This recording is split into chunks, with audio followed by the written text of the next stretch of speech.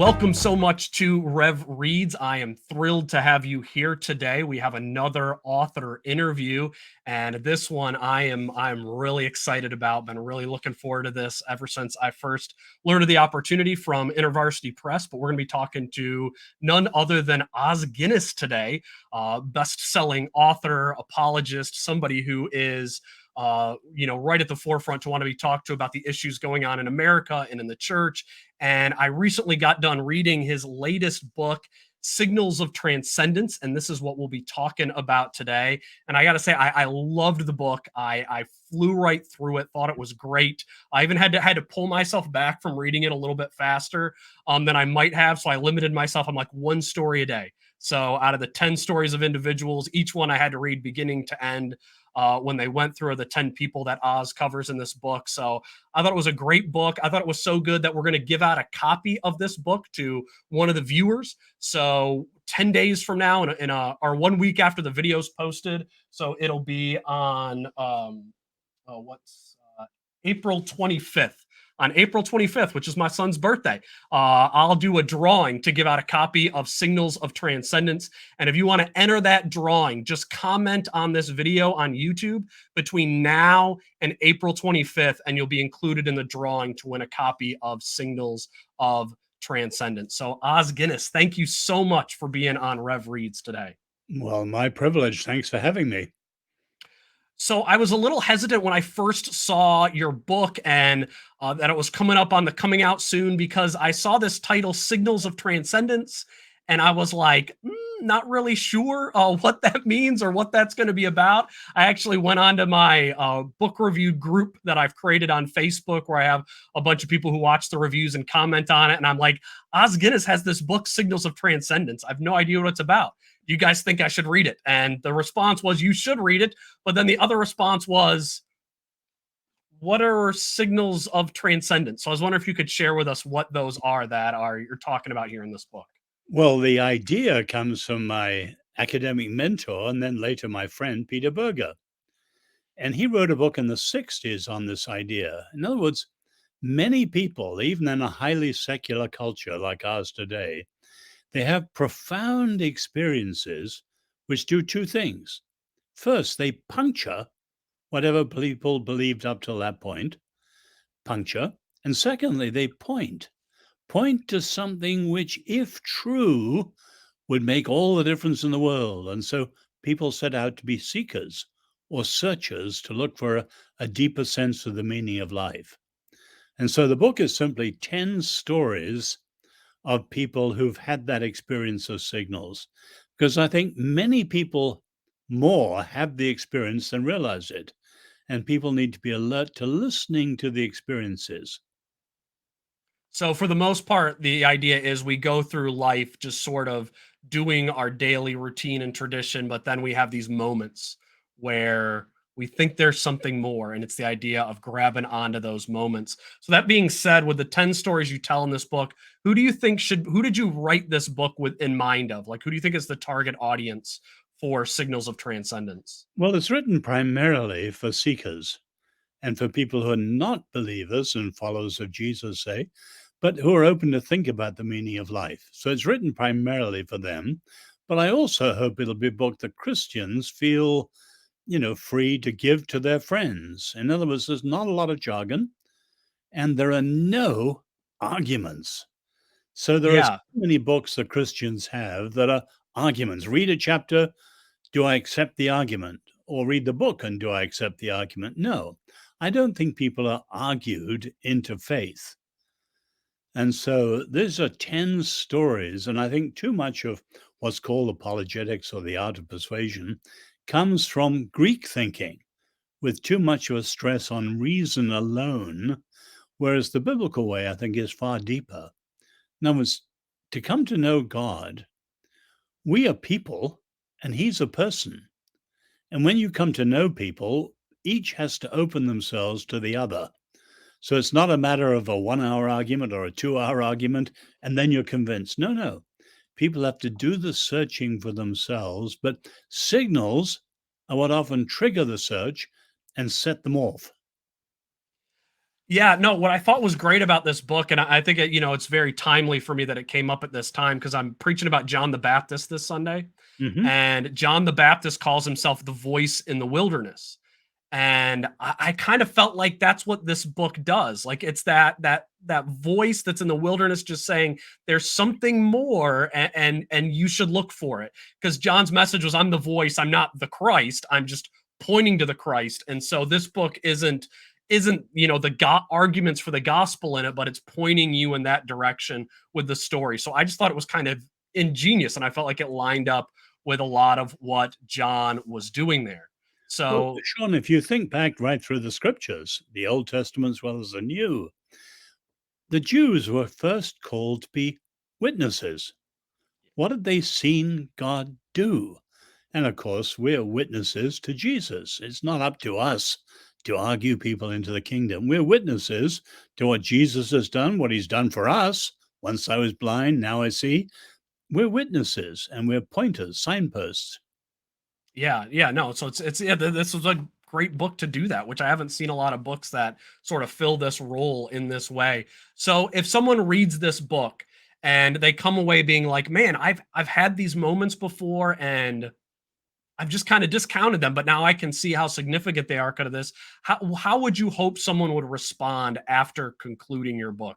What do you think is sort of the ideal next step for Well, someone who walks through Signals we of really need to Transcendence? tell some of the stories to give you the idea, but signals start the surge because they raise questions. And it's when people have questions that they become seekers. In other words, up till then, they're happy, whether deeply convinced or just swimming along complacently in whatever they brought up to believe. But the signals strike in and make them think. And that is what constitutes a seeker, not a finder, but a seeker. And they set off on the journey. Now, you may know I have another book came out a little earlier called The Great Quest.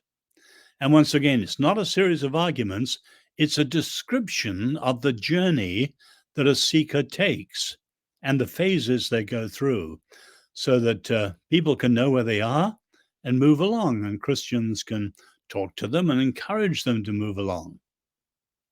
So would you say that would kind of be the ideal book to read then after Signals of Transcendence would be The Great Quest, or do you have something else that you think would No, be a good book to follow? they're companion books. They're both in the same direction. But this is the one to get people starting to think. So we So might talk about some of the actual examples because you get the idea from the real stories. yeah, sure. Yeah, like oh yeah, why don't you share one of those with us now then?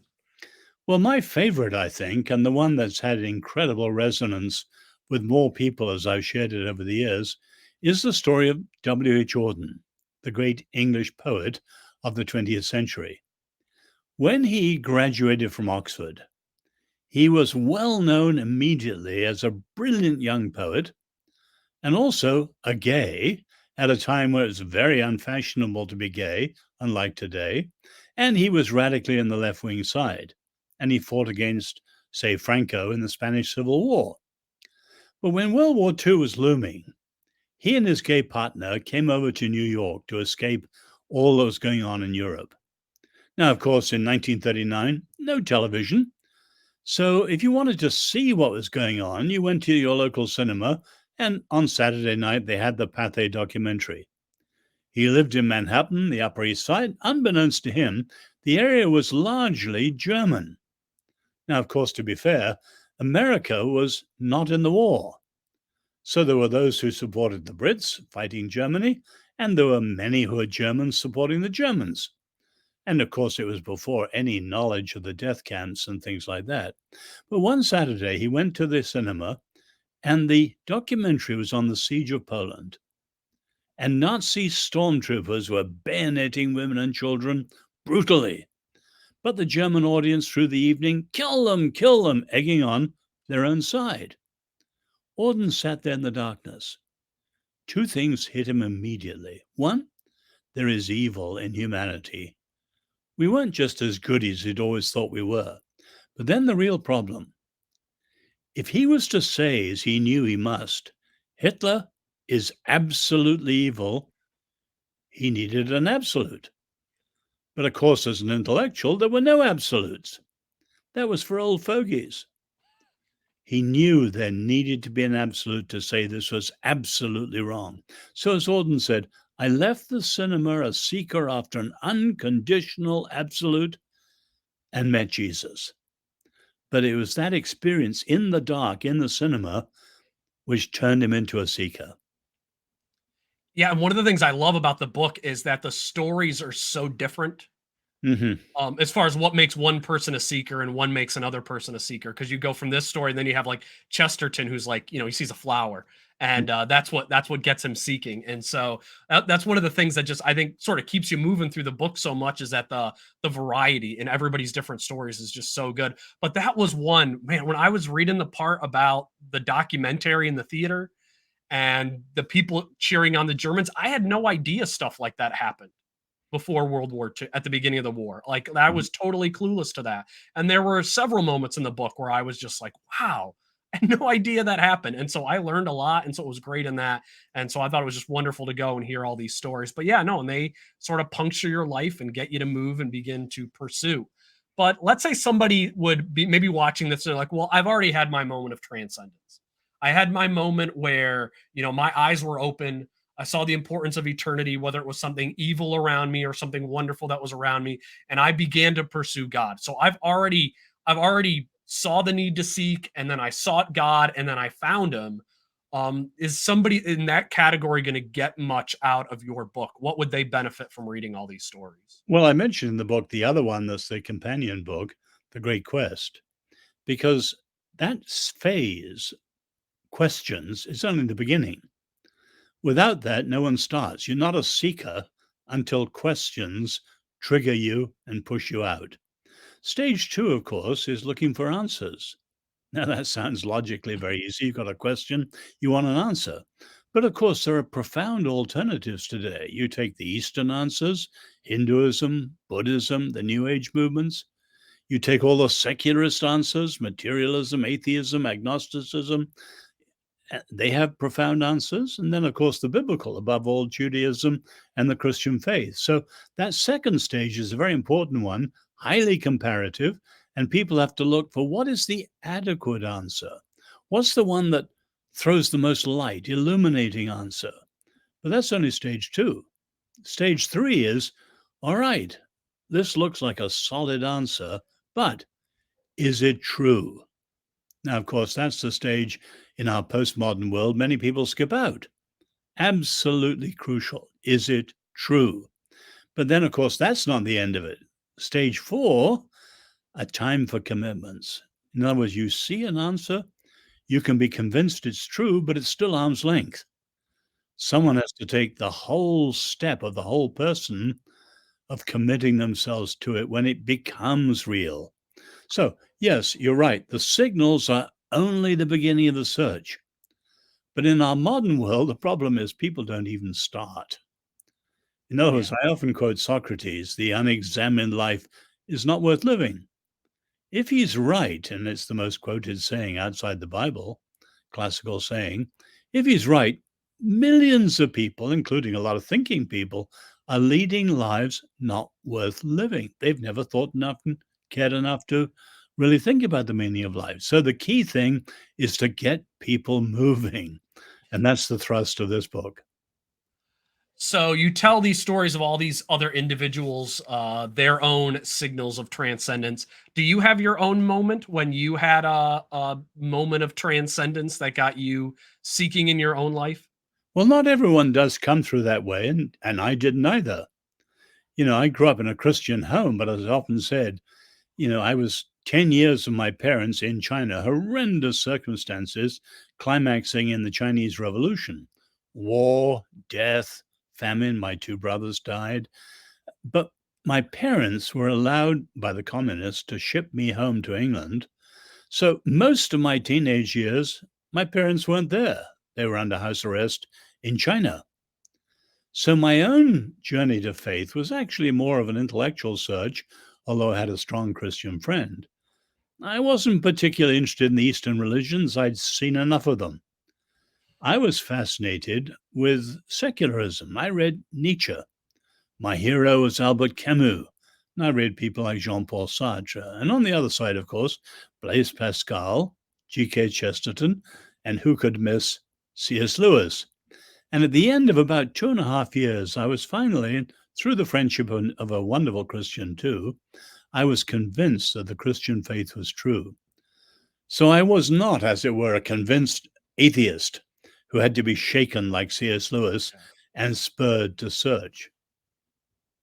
So you were just searching kind of in general, and Yeah. you ended up coming to the conclusion that Churchill used to talk yeah, about the big 7 years, used to be, say, 18 to 25, when most people, it's much later now because adolescence is delayed in the modern world, yeah. but many, many people think through the meaning of life. They find their wife or husband, they choose their career and so on in those big 7 years. And certainly that was the same for me. Yeah. So you've already told us one of the stories in the book, and there's one other story that I really, honestly, the biggest reason I wanted to do this interview after reading the book was because I wanted you to tell the story of your grandfather. That's in the book in your own words, because I just wanted to hear it with your voice.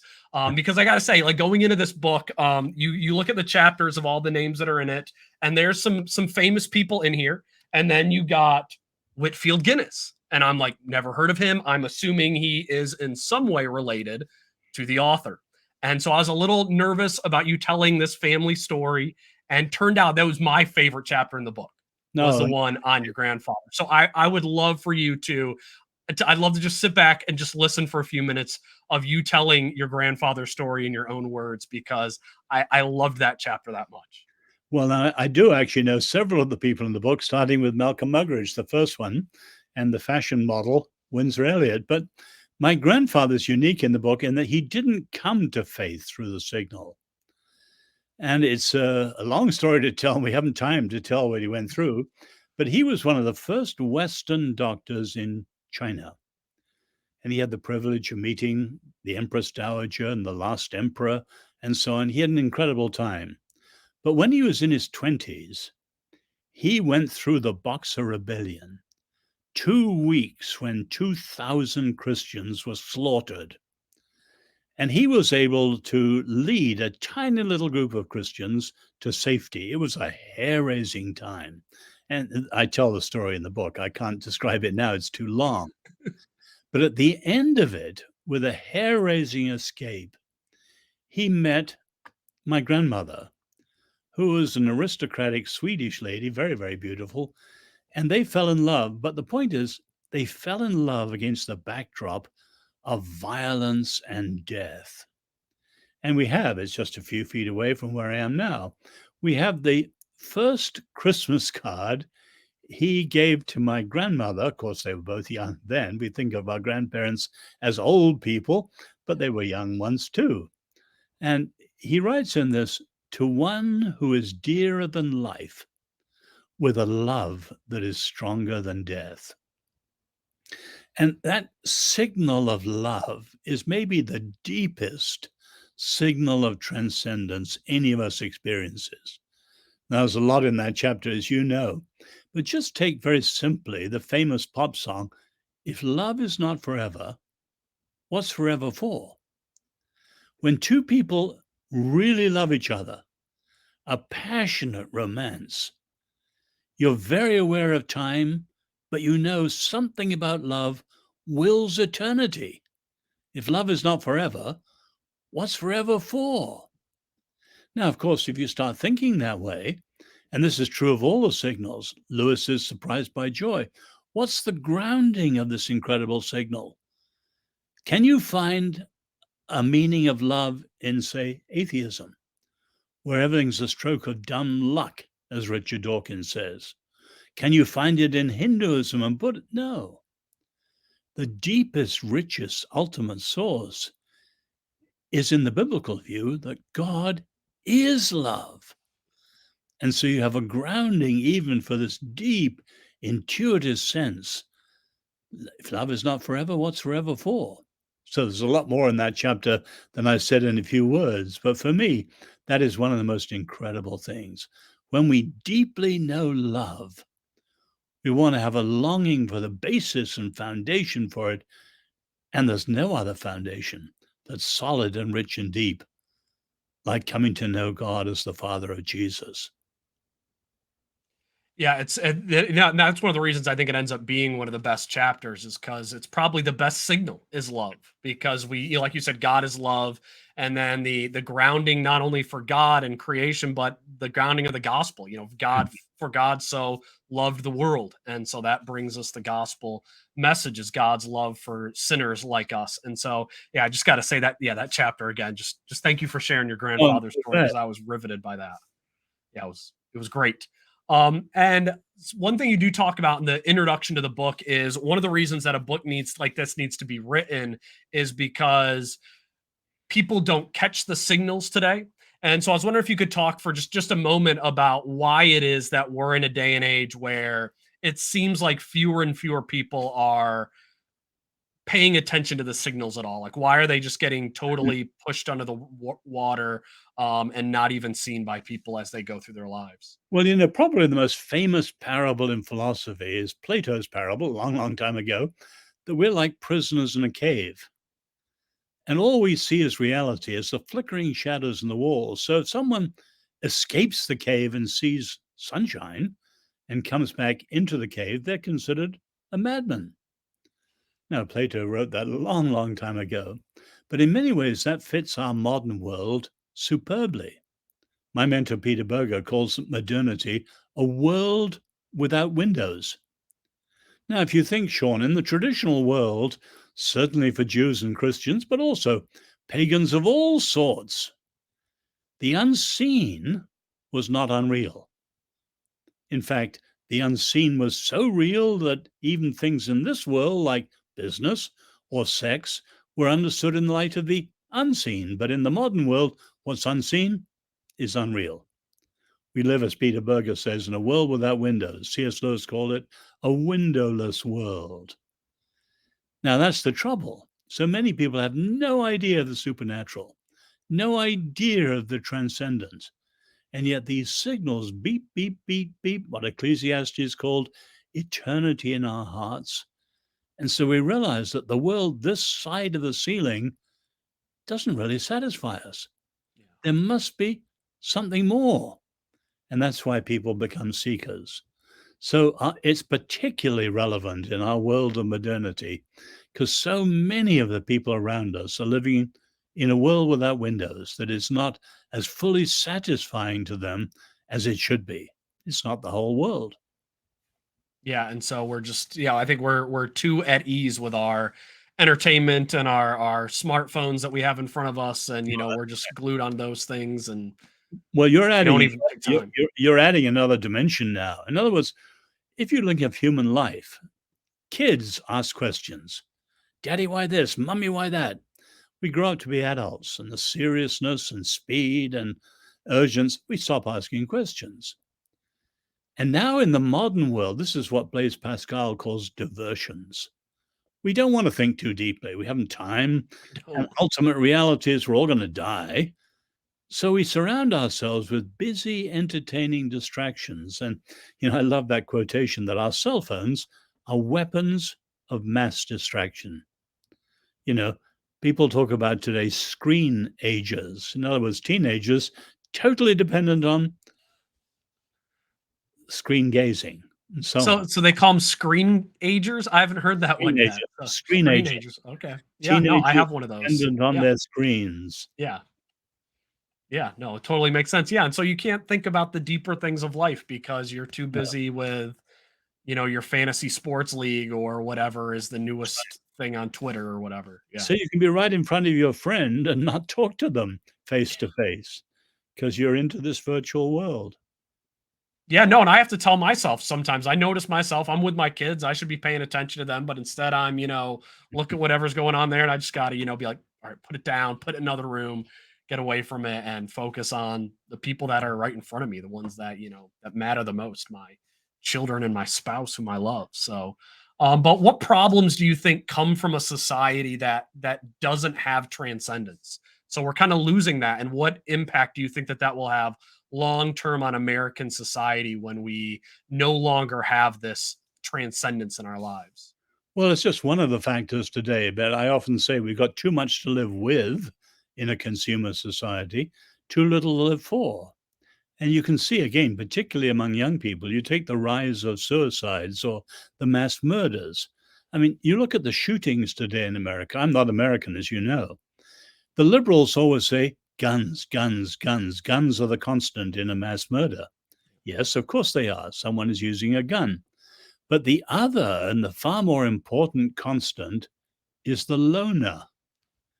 In other words, someone from the broken family who is using the gun. That's the real problem. And you can see this rising tide of nihilism with teenagers thinking of suicides and so on. This is tragic. And all of it goes back to a profound sense of the loss of the meaning of life. You take even simple things like the American fertility rate dropping, people not wanting to have kids into this crazy world where they tell us the environment might finish us all pretty soon. There's a link between fertility and faith. People with faith have hope in the future, Yeah. however dark the circumstances. So there are many, many factors in our world, but we all need meaning and belonging. And of course, the deepest meaning and belonging is faith in God through Jesus. Man, I now that you say that, I'm just thinking through, like, there are probably 1,000 things that you could trace to this lack of transcendence as far as problems that we're dealing with today. You mentioned the fertility rate, the school shooting.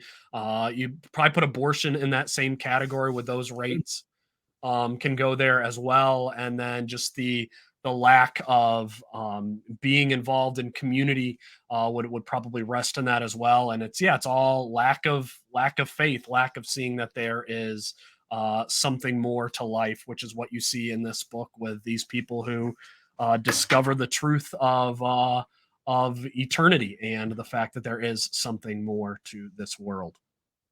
So, but thank you so much, Oz, for spending this time with us. I really appreciate you sharing what you did about this book, and thank you for putting in the time to write it. It was great. Again, the book is Signals of Transcendence, and I'll be giving away a copy of it in a week on April 25th. So, if you want to enter that drawing again, make sure you comment on that. If you're new to Rev Reads, I would love for you to subscribe to the channel to be a part of the community. But again, thank you so much, Os Guinness, for being on the channel. And thank you so much for taking the time to do this interview today. Well, a great privilege, Shawn. Thanks for having me. It's so funny that you would say it's a privilege, because all the privilege is totally mine, and I'm just thrilled that you're willing to come on and talk to us a little bit. And no, I think above all, I just you have these wealth of stories, and instead of just keeping them to yourself, you've shared them with others, and I just really appreciate the opportunity that I had to read them, and I hope a lot of other people will see this interview and say, okay, I need to get my hands on this. And then also, when I'm telling people in my own church this Sunday is I think that this book could be a great evangelistic tool. If you have that person who only wants to argue about the gospel and doesn't, about, whether or not the Bible is true, or about how there's maybe, all these different translations that must mean it's wrong, skip the arguments and just hand them this book and just say, read these stories and then come back and talk about them later. I think it can be a great tool along that way. So I thank you for providing that tool for us in the church. So again, the book is Signals of Transcendence, and I hope that you can pick up a copy by Os Guinness. Thank you for watching and have a blessed day.